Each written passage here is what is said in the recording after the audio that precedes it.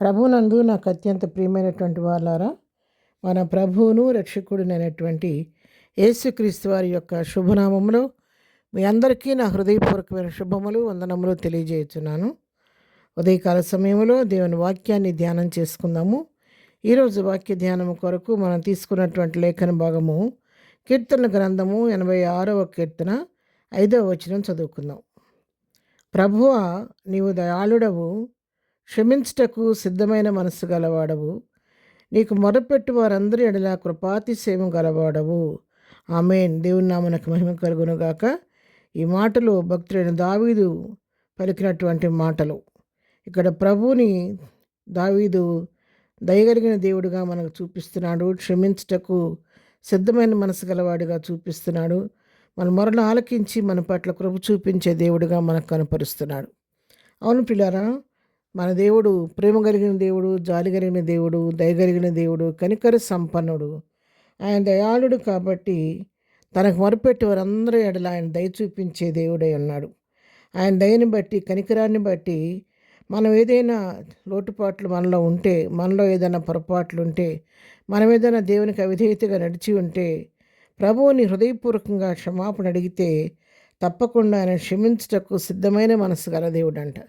హృదయపూర్వకంగా ప్రభువుని క్షమాపణ అడిగితే పాపం చేయటము లేకపోతే తప్పిదాలు చేయటం మానవ నైజం కాబట్టి, మరి పొరపాటుని ఏదన్నా చేసి ఉంటే వాటిని యథార్థంగా ప్రభు సన్నిధిలో ఒప్పుకుంటే ఆయన ఎప్పుడు కూడా వాటిని క్షమించడానికి సిద్ధంగా ఉంటాడంట.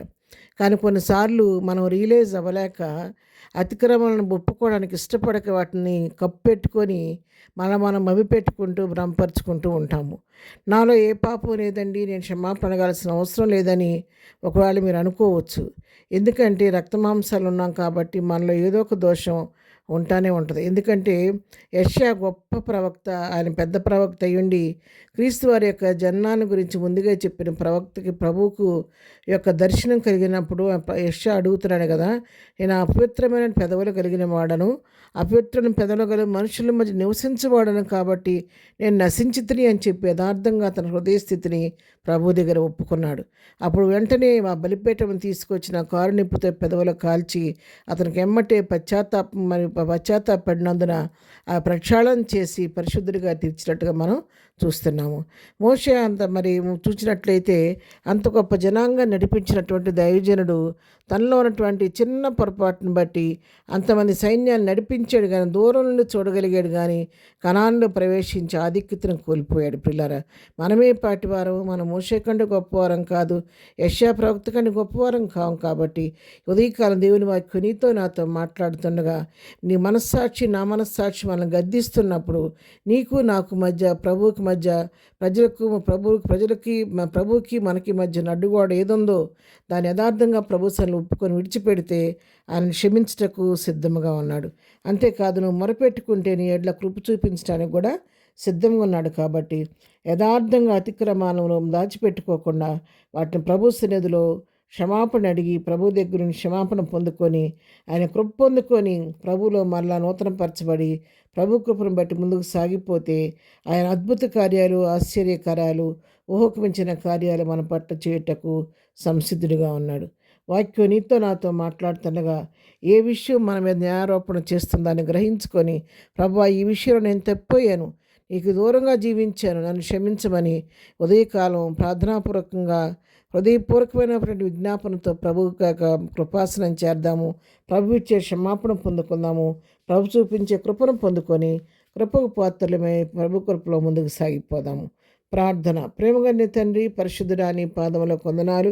నువ్వు దయాళుడు నాయన, క్షమించటకు సిద్ధమైన మనసు కలిగిన దేవుడు కాబట్టి ఉదయకాలం నాలో మాలో నవిధేతులు, అపరాధాలు, దోషాలు మన్నించండి, క్షమించండి.